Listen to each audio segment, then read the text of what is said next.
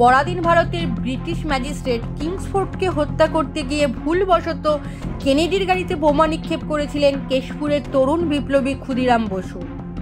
এই ঘটনার জন্য ব্রিটিশ সরকার তাকে ফাঁসির আদেশ দেয়।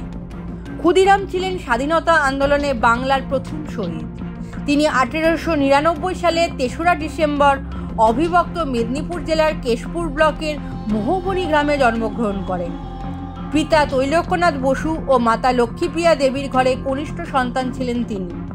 ছোটবেলা থেকেই দেশের জন্য স্বাধীনতার স্বপ্নে অনুপ্রাণিত ক্ষুদিরাম জীবন উৎসর্গ করেছিলেন দেশমাতৃকার জন্য। 1908 সালের 11ই আগস্ট ভোর 5টায় বিহারের মুজফ্ফরপুর জেলে মাত্র 18 বছর বয়সে তাঁর ফাঁসি কার্যকর হয়।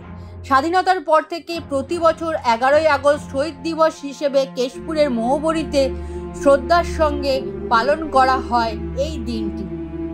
এবারও পশ্চিমবঙ্গ সরকারের তথ্য ও সংস্কৃতি দপ্তর, কেশপুর ব্লক ও জেলা প্রশাসনের উদ্যোগে শহীদ দিবস পালিত হয়। শহীদ ক্ষুদিরাম বসুর মূর্তিতে মাল্যদান করে পঞ্চায়েত ও গ্রামোন্নয়ন প্রতিমন্ত্রী শিউলি সাহা, মন্ত্রী শ্রীকান্ত মাহাতো, পশ্চিম মেদিনীপুর জেলাশাসক খুরশেদ আলী কাদরি, জেলা পরিষদের সহসভাপতি প্রতিভা মাইতি, সহসভাপতি অজিত মাইতি সহ বিশিষ্ট ব্যক্তিবর্গ।